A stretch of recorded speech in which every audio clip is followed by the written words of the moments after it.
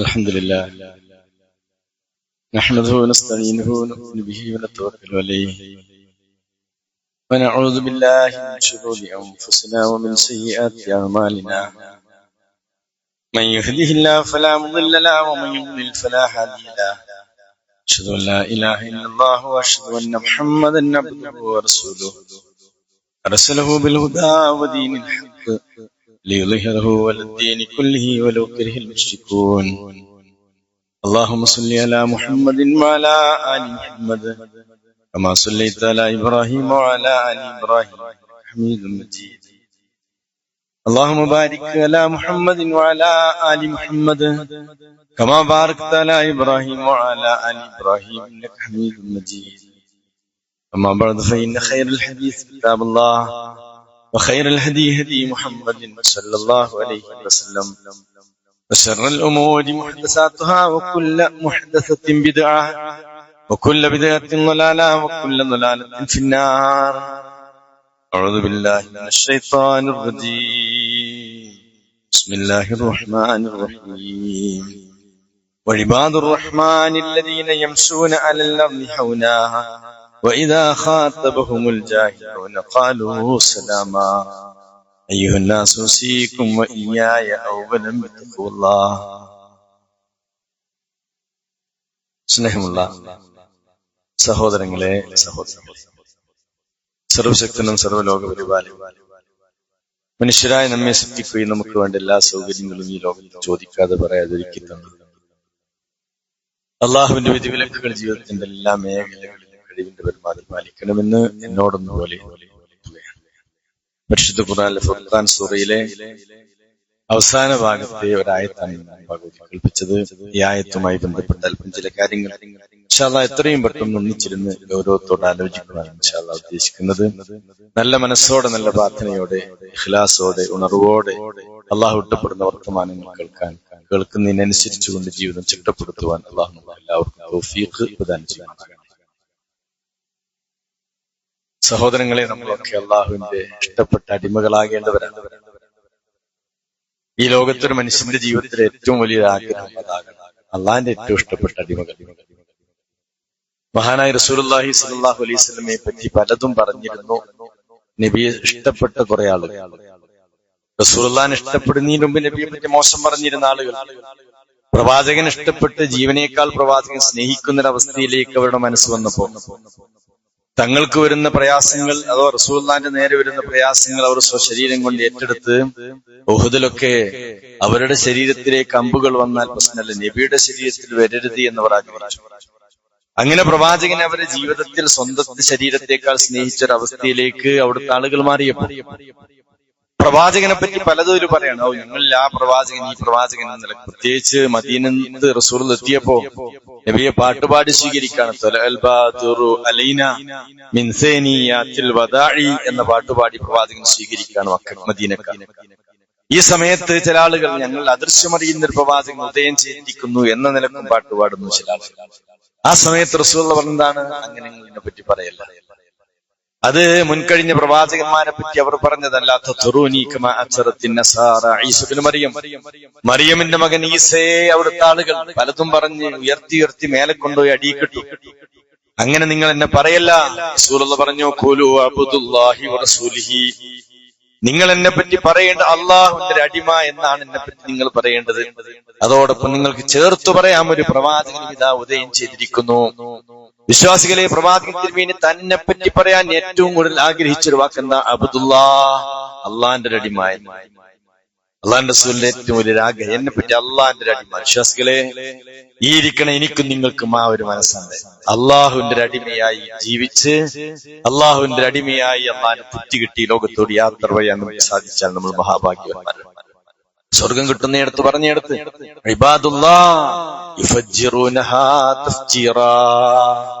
വിശ്വാസികളെ അനുഗ്രഹത്തിന്റെ സ്വർഗത്തെ പറ്റി വർണ്ണിച്ചിടത്ത്, അവർക്ക് അവിടുത്തെ സുഖങ്ങളെ പറ്റി വർണ്ണിച്ചിടത്ത് ദഹ്ർ സൂറയിൽ പറയാൻ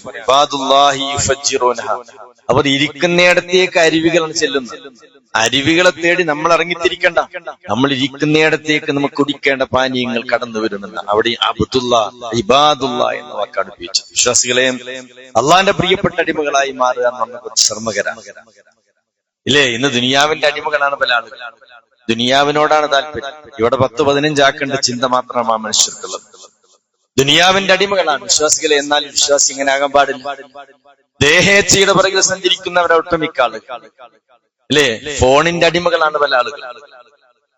ഭൗതിക താല്പര്യങ്ങളുടെ പിറകിലാണ് ഒട്ടുമിക്ക ആളുകളുടെയും യാത്ര.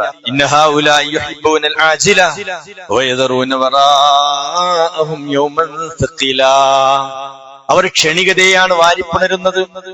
ഗൗരവപ്പെട്ട ഒരു ദിവസത്തിന്റെ കാര്യം അവർ പിറകോട്ട് തട്ടുന്നു എന്ന് ഖുർആൻ സൂചിപ്പിക്കുന്നു. വിശ്വാസികളെ, ദുനിയവിയായ കാര്യങ്ങൾ മാത്രം മനസ്സുവെച്ച് ഈ ദുനിയാവ് പച്ചപിടിപ്പിക്കുന്ന വിഷയത്തിൽ മാത്രം മുന്നോട്ട് പോകുന്നവരും ലോകത്തുണ്ട്, മനുഷ്യരിലുണ്ട്. എന്നാൽ മുഅ്മിനീങ്ങളെ, ഞാനും നിങ്ങളും നമുക്ക് വെള്ളവും വായുവും സൗകര്യം ഒരുക്കി തന്ന പടച്ച റബ്ബിന്റെ പ്രിയപ്പെട്ട അടിമകളാകണം. അങ്ങനെ ഈ ലോകത്തോട് യാത്ര പറയാൻ സാധിച്ചാൽ നമ്മളെക്കാളും ഭാഗ്യവാന്മാർ ഈ ലോകത്തില്ല. വിശ്വാസികളെ, ആയത്ത് ഫുർഖാൻ സൂറയിലാണ് ഞാൻ ഓതിക്കേൾപ്പിച്ച വചനം. ഇതിന്റെ മുമ്പത്തെ ആയത്ത് എന്താണെന്നോ? തബാറക്കല്ലദീ ജഅല ഫിസ്സമാഇ ബുറൂജൻ വജഅല ഫീഹാ സിറാജൻ വഖമറൻ മുനീറാ വഹുവല്ലദീ ജഅലൽ ലൈല വന്നഹാറ ഖിൽഫത്തൻ ലിമൻ അറാദ അൻ യസ്സക്കറ ഔ അറാദ ശുക്റാ. ആയത്തിന്റെ അർത്ഥം എന്താണെന്നോ? ആയത്തിന്റെ അർത്ഥം യഥാവിധി ഉൾക്കൊള്ളുന്നവന് പിന്നെ ആ കഴിവുറ്റ റബ്ബിന്റെ അടിമയായേ പറ്റൂ എന്നൊരു മനസ്സ് അവനോട് പറഞ്ഞു. ഈ പ്രപഞ്ചത്തെ പറ്റി അള്ളാഹു നമ്മോട് സംസാരിക്കാണ്. തബാറക്കല്ലദീ, ഒരുവൻ നന്മയേറിയവനാണ്, ഒരുവൻ നന്മയേറിയവനാണ്. അവന്റെ മഹത്വത്തെ എത്രമാത്രം വാഴ്ത്തിയാലും മതി വരില്ല. ആരാണവൻ? ജഅല ഫിസ്സമാഇ ബുറൂജാ, ആകാശത്തെ രാശിമണ്ഡലങ്ങളെ സംവിധാനിച്ചതാകുന്നു പടച്ചുറപ്പ്.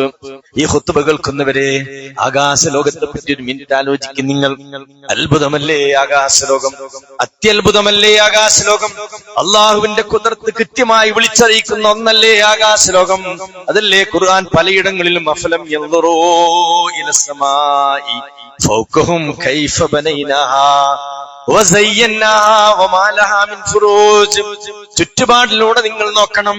അഫലം യൻദുറൂ ഇലസ്സമാ, നിങ്ങൾക്ക് മീതെയുള്ള ബലിഷ്ഠമായ 7 ആകാശങ്ങളിലേക്ക് നിങ്ങളുടെ കണ്ണ് പായട്ടെ. അതിന്റെ സൃഷ്ടിച്ച റബ്ബിനെ പറ്റി നിങ്ങൾ ചിന്തിക്കട്ടെ. അള്ളാഹുവിന്റെ ഖുദ്റത്തിനെ വിളിച്ചറിയിക്കുന്നതല്ല പ്രിയപ്പെട്ടവരെ അത്. അതാണ് ഖുർആൻ ആകാശ ലോകത്തെ പറ്റി ചിന്തിക്കാൻ ആവശ്യം. അതാ ചിന്തിക്കുമ്പോഴാണ് നമ്മൾ ആ ആകാശ ലോകങ്ങളെ സൃഷ്ടിച്ച റബ്ബിന്റെ അടിമയാകാനുള്ള താഴ്മയുടെ മനസ്വിശ്വാസികളെ നമുക്ക് ഉണ്ടാവുകയുള്ളൂ. അതാണ് തബാറക്കല്ലദീ, എത്രയേറെ നന്മയേറിയവനാണവൻ. ജഅല ഫിസ്സമാഇ ബുറൂജൻ വജഅല ഫീഹാ സിറാജാ, ബലിഷ്ഠമായ 7 ആകാശങ്ങൾ നിങ്ങൾക്കായി അവൻ ഒരുക്കി തന്നവൻ. ആകാശം ആർക്ക് വേണ്ടിയിട്ടാ? ആകാശത്തിന്റെ ധർമ്മം എന്താണ്? നമുക്കാണ് വിശ്വാസികളെ, മനുഷ്യർക്കാണ്.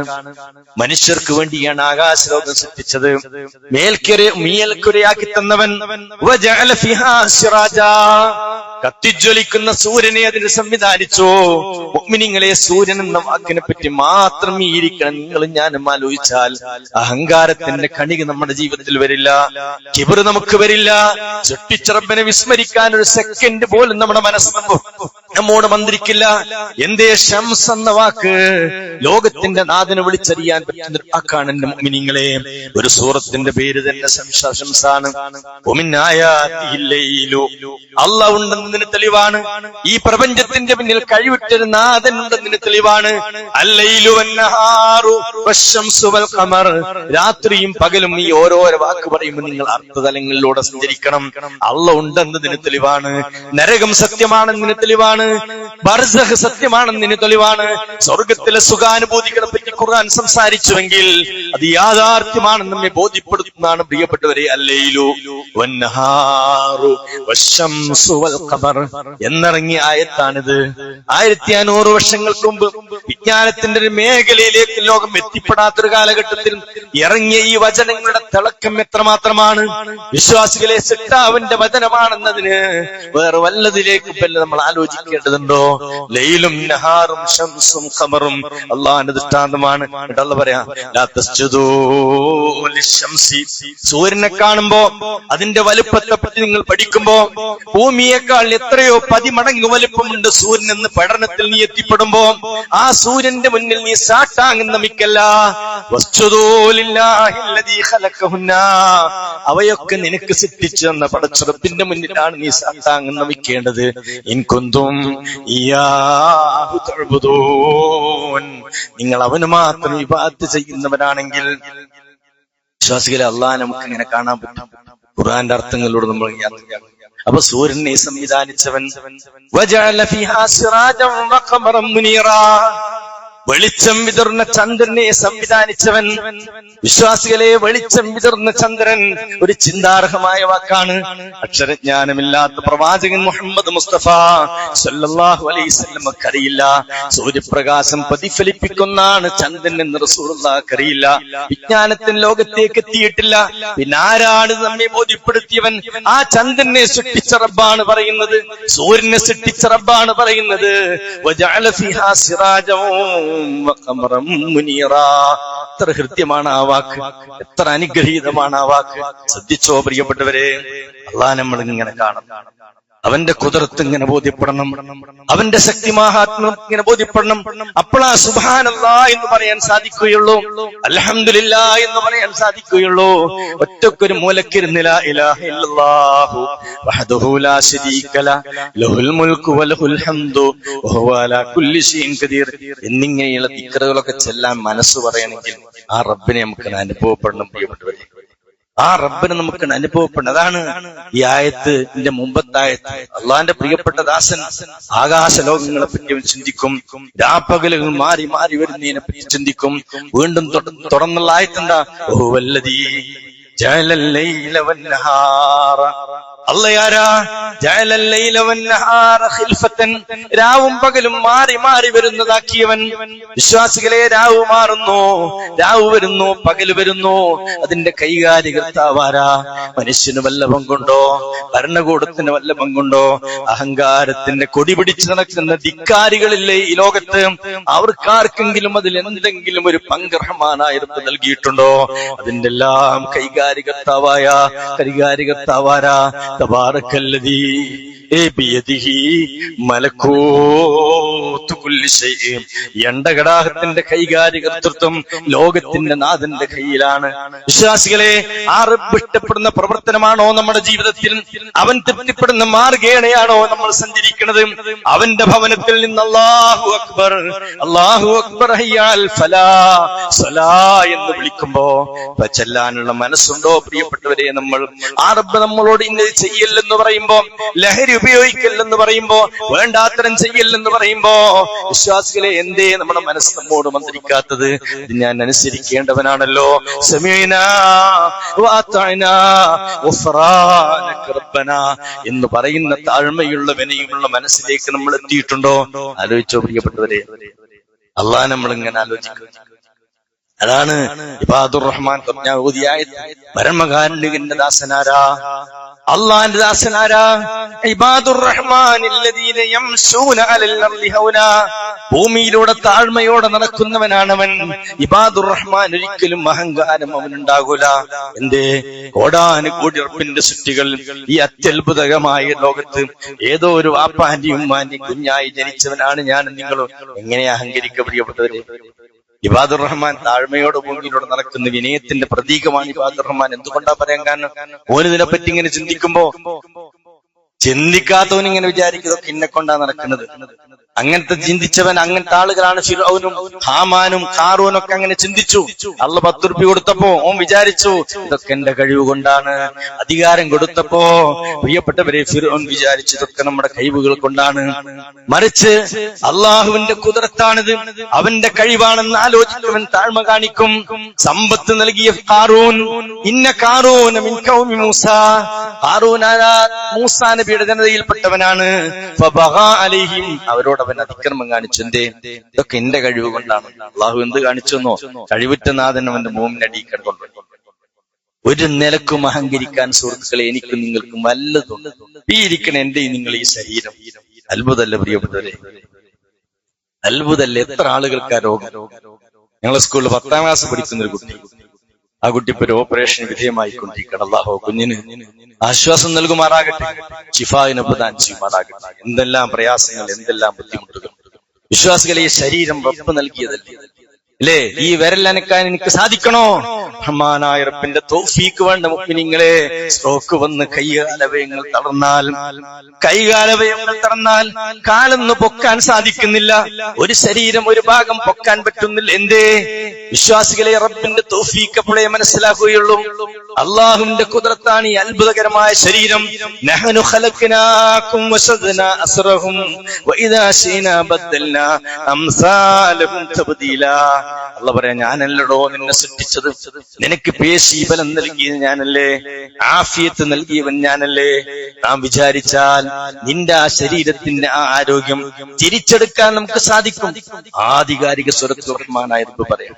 അപ്പൊ പരമകാരുണികനായ അള്ളാന്റെ ഇഷ്ടപ്പെട്ട ദാസൻ ഭൂമിയിലൂടെ താഴ്മയോടെ അവന്റെ നടത്തത്തിലും ഇരുത്തത്തിലും സംസാരത്തിലും വേഷവിധാനത്തിലും ഒക്കെ താഴ്മയുടെ കൃത്യമായ പ്രതീകമായിരിക്കും അള്ളാഹുവിന്റെ അടിമ. ആണോ പ്രിയപ്പെട്ടവരെ? അഹങ്കാരമുണ്ടോ നമുക്ക്? വിനയുണ്ടോ നമുക്ക്?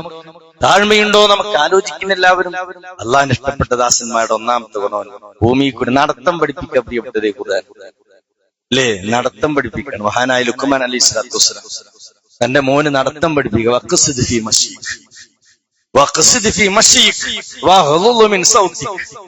അള്ളാഹിന്റെ ഇഷ്ടപ്പെട്ട ദാസൻ ഭൂമിന്റെ മുകളിലൂടെ നടക്കുമ്പോ അവന് മനസ്സിലാകും, ഞാനൊന്നും ഈ ഭൂമി ചവിട്ടിപ്പൊളിക്കാനൊന്നും സാധ്യമല്ല. ഉയരം കൊണ്ട് പർവ്വതത്തോടും ഞാൻ എത്തൂല. ഖുർആനിലായത്ത് ഇന്നക്കല്ലൻ തഖ്രിക്കല്ലർള. ഭൂമി ചവിട്ടിപ്പൊളത്താൻ പറ്റില്ല. ചിലവല്ല നടത്തോ ഇരുത്തവും കാട്ടിക്കൂട്ടിലൊക്കെ കാണുന്ന സമയത്ത് ഒരു ഭൂമി ആകെ ചവിട്ടിപ്പൊളത്തി പോകുമെന്ന് വിചാരിക്കും. അള്ളാഹു പറയാ, സാധ്യല്ലടോ നിനക്ക്. ആകാശത്തേക്ക് നീ ഉയർന്നു പോകാൻ സാധ്യല്ല. നീ താഴ്മയുള്ളവനാകണം, വിനയമുള്ളവനാകണം.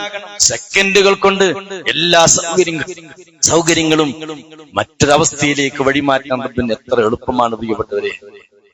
അപ്പൊ താഴ്മയോടെ വിനയത്തോടെ ഭൂമിയിലൂടെ നടക്കുന്നവനാണ്. എന്നിട്ട് ലുക്മാൻ അലൈഹി സ്വലാത്തു വസ്സലാം തന്റെ മോന് ഉപദേശിച്ചത്, മോനെ, നീ ഒരിക്കലും നിന്റെ കവിളിനെ മറ്റൊരാളെ നേരെ കോട്ടരുത്. അവിടെ എന്താ ഉദ്ദേശം? നീ ഒരിക്കലും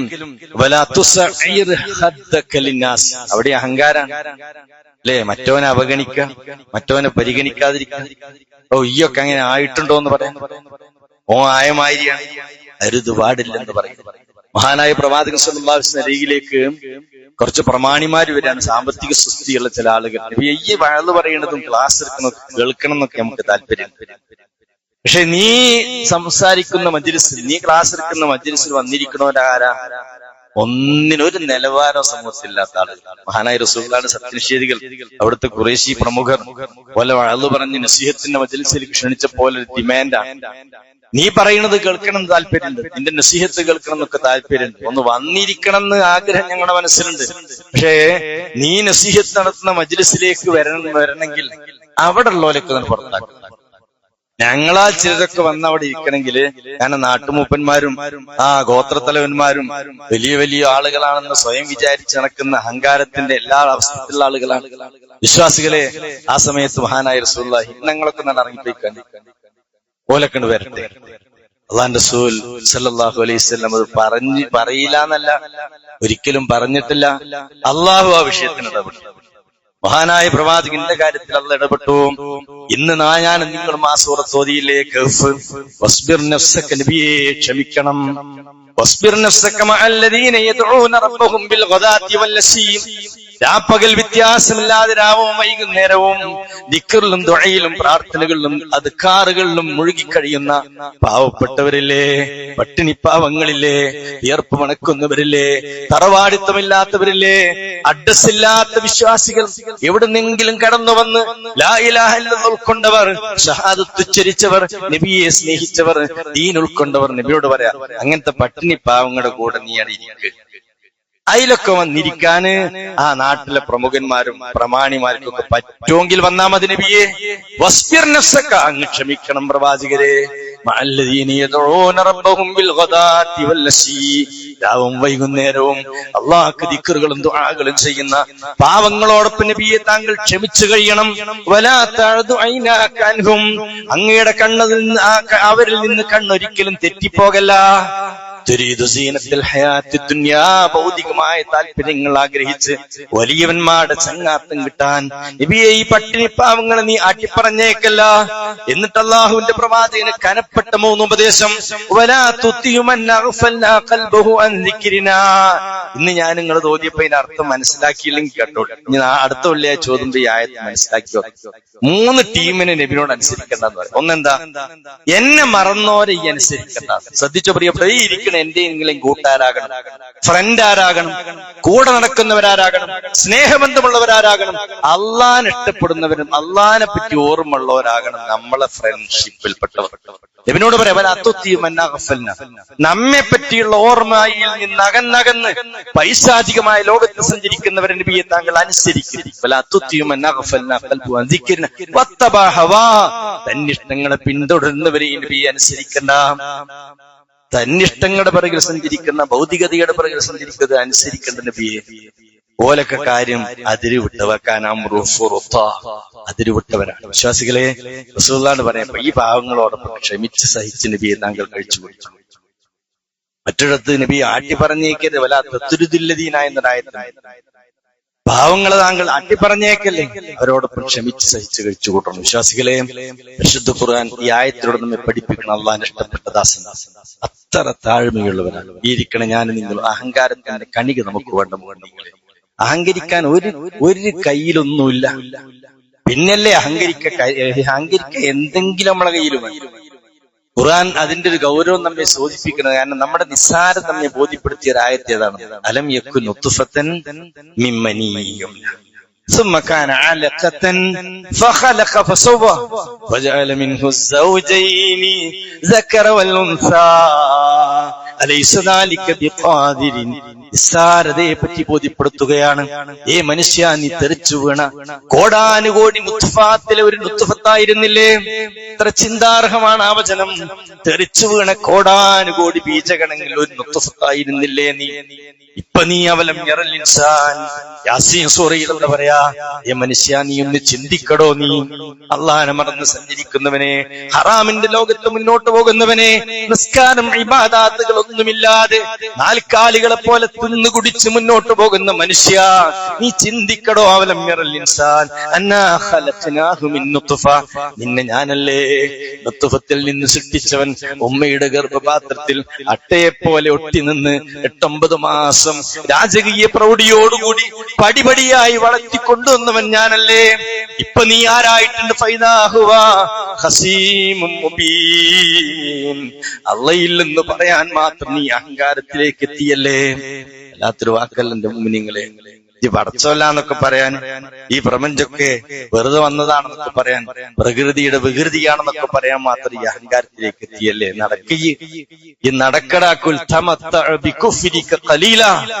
നിനക്ക് ഞാൻ നൽകിയ സുഖ സൗകര്യങ്ങളിൽ മത്ത് ആറാടി നീ പോ, നിന്നെ ഞാൻ തിരികെ കൊണ്ടുവരുമെന്ന് താക്കീതിന്റെ സ്വരത്തിൽ മറ്റൊരിടത്ത് കൂടാൻ പറയാം. വിശ്വാസികളെ, നമ്മൾ താഴ്മയുള്ളവരാണ്.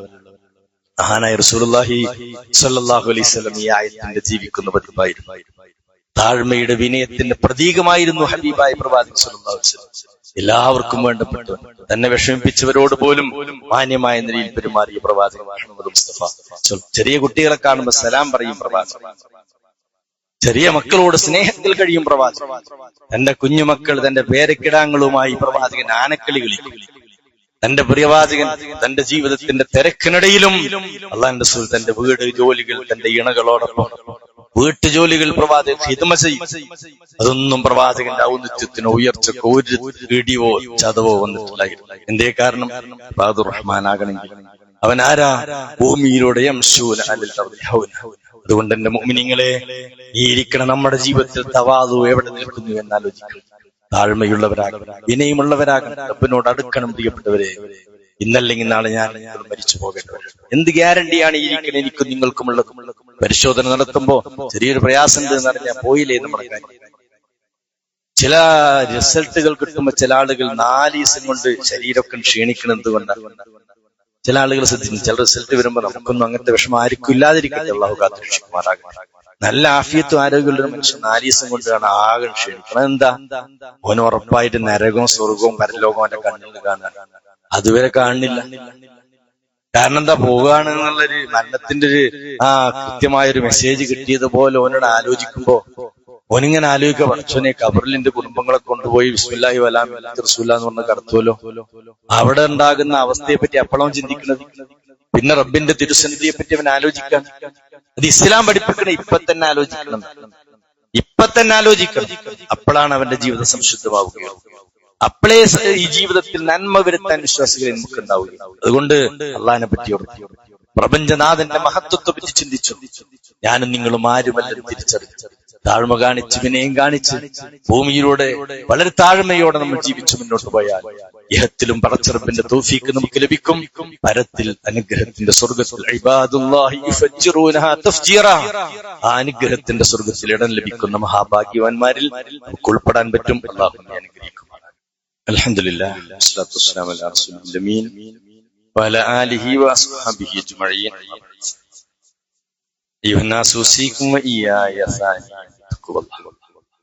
അള്ളാഹുവിന്റെ വിധിവിലക്കുകൾ ജീവിതത്തിന്റെ എല്ലാ മേഖലകളിലും കഴിവിന്റെ പരമാവധി പാലിക്കണമെന്ന് എന്നോടൊന്നുപോലെ. ഈ ഒരു ഭാഗം കുറെ അള്ളാഹുവിന്റെ ഇഷ്ടപ്പെട്ട ദാസന്മാരുടെ വിശേഷണങ്ങൾ പറയും.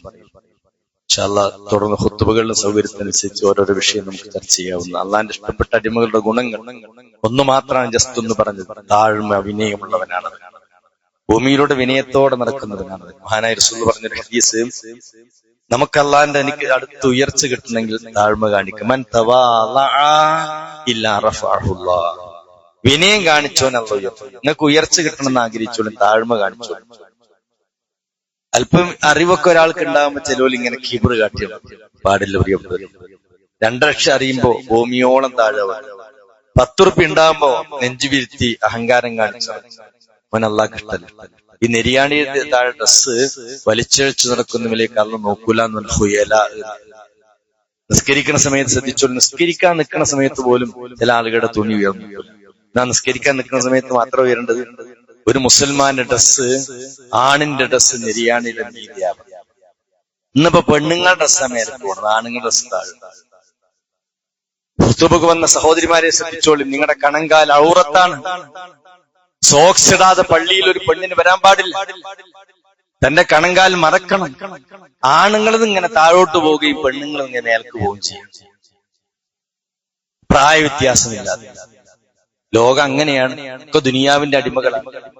ശ്രദ്ധിച്ചോ പ്രിയപ്പെട്ടവർ. റസൂൽ പറഞ്ഞില്ല, ഇന്നല്ലാഹ ലാ യൻദുർ. പ്രവാചകൻ തിരുമേനി പറയാണ്, ഒരടിമയിലേക്ക് അല്ലാഹു നോക്കൂല, അവന്റെ ഡ്രസ്സ് നിര്യാണിയുടെ താഴെ. പ്രിയപ്പെട്ട മക്കളെ, പേന്റ് താഴാൻ പാടില്ല. അല്ലാഹു തിരിഞ്ഞു നോക്കൂല. പരലോകത്തെത്തുമ്പോ സൃഷ്ടിച്ചറപ്പിന്റെ കാരുണ്യത്തിന്റെ തിരുനോട്ടം എനിക്ക് നിങ്ങൾക്ക് ലഭിച്ചില്ലെങ്കിൽ നമ്മളെക്കാളും നിർഭാഗ്യവാന്മാരാരാ? അവിടെ ആരുണ്ടാവില്ല, തുറക്കാരുണ്ടാവില്ല, സുഹൃത്തുക്കൾ ഉണ്ടാവില്ല, ആരോരുമില്ലാത്ത വല്ലാത്തൊരു ലോകമാണത്. അവിടെ റബ്ബിന്റെ തൗഫീഖ് ഉണ്ടാകണം. ഉമർ ഇബ്നു ഖത്താബ് റളിയല്ലാഹു അൻഹു കുത്തേറ്റ് കിടക്കുകയാണ്.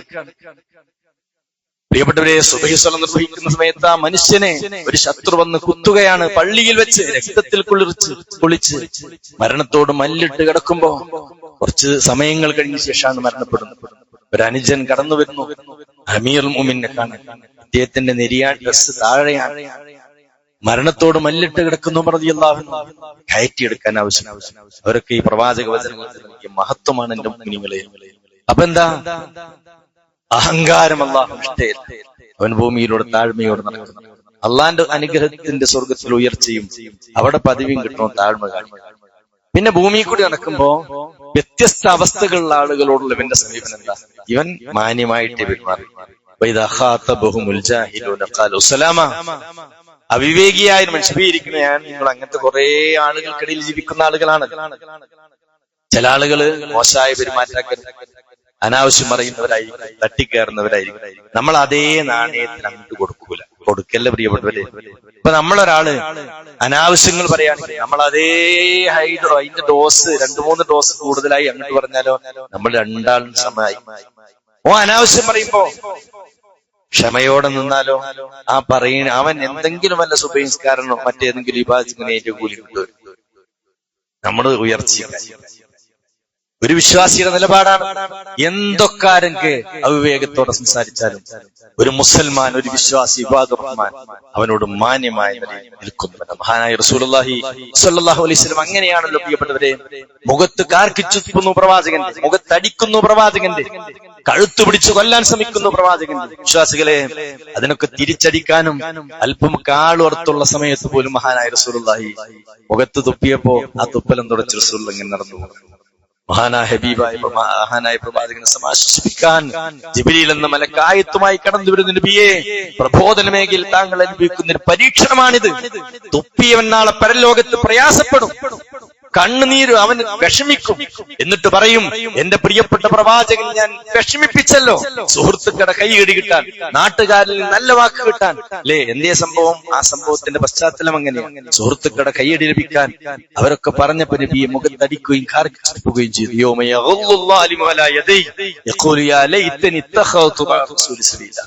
പരലോകമാണ് പ്രിയപ്പെട്ടവരെ. എല്ലാറ്റും പ്രതിക്രിയയാണ്. പേരിക്കണ എന്നെ നിങ്ങളെ ആരെങ്കിലും വിഷമിപ്പിച്ചാൽ നമ്മൾ അവർക്ക് അഫു ചെയ്ത് കൊടുത്തില്ലെങ്കിൽ അതിന് അള്ളാഹ് പരലോകത്ത് കൊടുത്തു. ഒരു സംശയ വിഷയം. സകലൻ ദുൻതിഖാം, അല്ലാഹു അസീസുൻ ദുൻതിഖാം. പ്രതിക്രിയയുടെ ലോകമാണ് പരലോകം. ആരാരെ വിഷമിപ്പിച്ചാലും അതിന് മതിയായത് പടച്ചെടുക്കുന്നു. വിശ്വാസികളെ, അതുകൊണ്ട് അവിവേകികൾ എന്ത് നമ്മോട് പറഞ്ഞാലും നമ്മുടെ മാന്യമായവരോട് വിശ്വാസികളെ, അതാണ് വൈദാ ഖാതബഹുമുൽ ജാഹിലൂന ഖാലു സലാമാ. സലാം എന്താ? അപ്പൊ അസ്സലാമു അലൈക്കും എന്ന് പറഞ്ഞ് പിരിഞ്ഞു പോകുക എന്നതും അതിന് ചെറിയ അർത്ഥമുണ്ട്. അപ്പൊ എന്താ? എന്നെ കൊണ്ട് എനിക്കൊരു വിഷമമല്ല, ഈ പറയേണ്ടതൊക്കെ പറഞ്ഞു, ചെയ്യേണ്ടതൊക്കെ ചെയ്തോ. അള്ളാന്റെ രക്ഷയും സമാധാനം ഉണ്ടാകട്ടെ, നല്ലൊരു മനസ്സെനക്ക് തരട്ടെ. ഒരു മുസ്ലിമിന്റെ, മുഅ്മിനിന്റെ, ഇബാദുർ റഹ്മാന്റെ നിലപാട്, നമ്മുടെ നിലപാട്, ഈ ഇരിക്കണം നമ്മുടെ നിലപാട് അള്ളാഹു നമ്മെ അനുഗ്രഹിക്കുമാറാകട്ടെ. അള്ളാന്റെ പ്രിയപ്പെട്ട ദാസന്മാരിൽ ഉൾപ്പെടാൻ അള്ളാഹു നമുക്ക് തൗഫീഖ് നൽകുമാറാകട്ടെ. മുഅ്മിനീങ്ങളെ, ബാക്കിയുള്ള ഗുണഗണങ്ങളുണ്ട്. സൗകര്യത്തിനനുസരിച്ച് നമുക്ക് തുടർന്നുള്ള ഖുത്ബകളിലൂടെ നമുക്ക് കേൾക്കാം. ദീനിയായ കാര്യങ്ങൾ കേട്ട് മനസ്സിലാക്കി അത് ഉൾക്കൊണ്ടുകൊണ്ട് താഴ്മയോടെ വിനയത്തോടെ ജീവിതത്തിൽ മുന്നോട്ട് പോകാൻ അള്ളാഹു തൗഫീഖ് നൽകുമാറാകട്ടെ. അവന്റെ ഖുദ്റത്ത് മനസ്സിലാക്കി, അവന്റെ ശക്തിമാഹാത്മ്യം മനസ്സിലാക്കി, അവനെ ഇബാദത്ത് ചെയ്യുന്ന, അവന്റെ മുന്നിൽ താഴ്മ കാണിക്കുന്ന യഥാർത്ഥ മുഅ്മിനീങ്ങൾ അള്ളാഹു ഉൾപ്പെടുത്തുമാറാകട്ടെ. രോഗത്താൽ പ്രയാസപ്പെടുന്നവർ ധാരാളം, ആശുപത്രികൾ കഴിയുന്നവരുണ്ട്, പള്ളിയിൽ പ്രയാസത്തോടെ വന്നിരിക്കുന്നവരുണ്ട്. ആരെല്ലാം നമ്മുടെ ഈ അനുഗ്രഹീതമായ മജ്‌ലിസിൽ രോഗങ്ങളാൽ വിഷമിക്കുന്നവരുണ്ടോ എല്ലാവർക്കും അല്ലാഹു ശിഫാഇൻ പ്രദാനം ചെയ്യുമാറാകട്ടെ. മാരകരോഗങ്ങളെ തൊട്ട്, മാറാരോഗങ്ങളെ തൊട്ട്, അപകടമരണങ്ങളെ തൊട്ട് അല്ലാഹു കാത്തുരക്ഷിക്കുമാറാകട്ടെ. അല്ലാഹു നമ്മുടെ മക്കളിൽ നിന്ന് കൺകുളിർമ നൽകുമാറാകട്ടെ. അല്ലാഹു നമ്മുടെ മക്കളെ സ്വാലിഹീങ്ങളാക്കുമാറാകട്ടെ. മാതാപിതാക്കളോടൊപ്പം ഭാര്യാസന്താനങ്ങളോടൊപ്പം നിത്യവാസത്തിന്റെ സ്വർഗത്തിൽ കഴിയാൻ അല്ലാഹു തൗഫീഖ് നൽകുമാറാകട്ടെ. اللهم اغفر للمؤمنين والمؤمنات والمسلمين والمسلمات الأحياء منهم والأموات إنك مجيب الدعوات يا قاضي الحاجات. اللهم صل وسلم وبارك على نبينا محمد وعلى آله وأصحابه أجمعين. وآخر دعوانا الحمد لله.